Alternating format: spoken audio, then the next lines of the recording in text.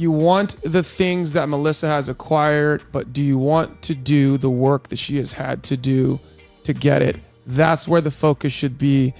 Let's talk about relocation. Everyone loves this city. I'm 42 years old.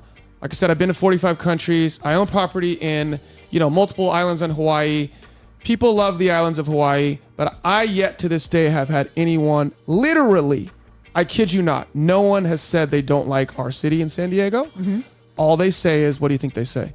It's too expensive. It's too expensive. So let's talk about relocation services. Obviously, people want to move here. There's military that comes here, etc. We had, some outflow recently. I think a lot of those people have buyer's remorse. I don't know about your friends, but I know when those, problems come around, they miss San Diego. So what services do you provide, Melissa, to your clients that, hey, I'm thinking about moving to San Diego. I need to talk to an agent. We need to buy a house. How do you separate yourself from the market in that regard? Sure. With my Coldwell Banker affiliation, we have a huge relocation network program as well. But, what I bring to the table is my experience and connections and also knowledge of most all of San Diego neighborhoods.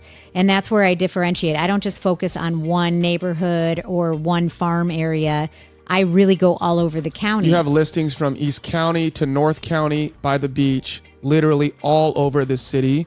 You have listings. And that's where I, am a good resource for someone relocating, because it's like, what's important to you? Is it schools? Is it location? Is it being close to the water? How far away from your work? And from those facts that I get, then I'm able to connect what would be the best area. Plus, obviously, price point makes a huge difference, right? Yep. You can't buy right Every on the budget's water. Different. Exactly. And so, I feel that I'm a great resource for someone that's relocating because I know so many different neighborhoods and I could give so much insight on it. And that, I think, has helped a lot of clients over the years. I think educating your clients is so important. Setting proper expectations is so important. How do you, as a top performing agent in what you do, a broker, how do you stay current on events that's happening in the real estate space as it's moving? There's different debt situations, right? We're in the state of California. We have tenant laws.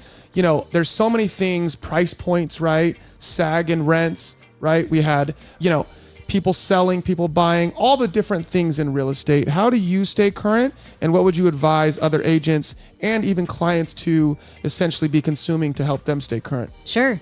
I think it's really important to be up on all the new rules, like with NAR, with California Association of Realtors, also different articles within the real estate space, whether someone wants to subscribe to, different newsworthy items. But I feel because I work, 24/7 in this space, I feel the shifts when they happen. Like when buyers are slowing down on making offers, like I could tell you because I could tell you firsthand, not from something I read, but actually like in the trenches with the market. Mm-hmm. Mm-hmm. And so that has made a huge difference. I'm also part of a few different mastermind groups of top agents in San Diego County where we get together once a month, different groups to talk about different trends, different updates. Do you recommend masterminding and networking, Melissa? I do. And I know a lot of people think, well, why would you want to do that? Why do you want to meet with, your competition? But there's plenty of business to go around for everyone. And I love knowing so many different agents and building rapport and relationships because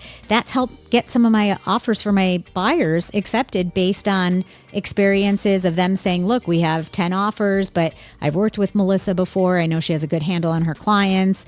And even if we're not like necessarily the top offer on price and terms, that's really has helped get a lot of my clients accepted. So it does make a huge difference. Yeah, it's a really interesting thing too. There's the teeter-totter, right? When you first get going in something, you have no clout. Mm-hmm.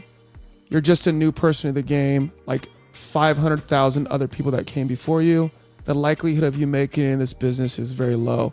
The teeter is way on the other side, right? Mm-hmm. I heard this from Dwayne "The Rock" Johnson. But then as you sort of grow and you get better and you get experience and you get reps and you get client referrals and testimonials, right? And you get better at building relationships, etc. At what point do you feel like your career teetered to where now it's like, hey, we may not be the highest offer, but this buyer or this seller knows that my client's going to be able to close. Mm-hmm. If I say it, it's going to happen.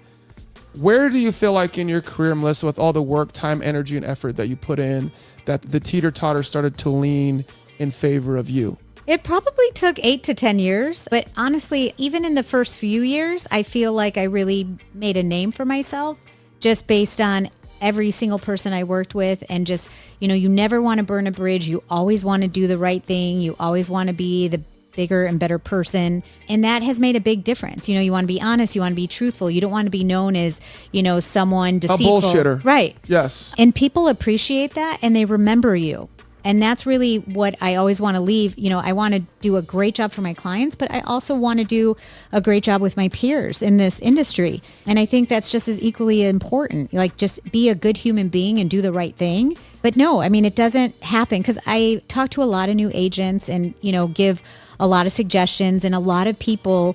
I just talked to this agent that's very successful, been doing this 2 years, and they're just like, what is it going to take for me to get to the next level? And you know what I said? Time. Because you're doing everything and you're doing a great job, but it doesn't happen overnight.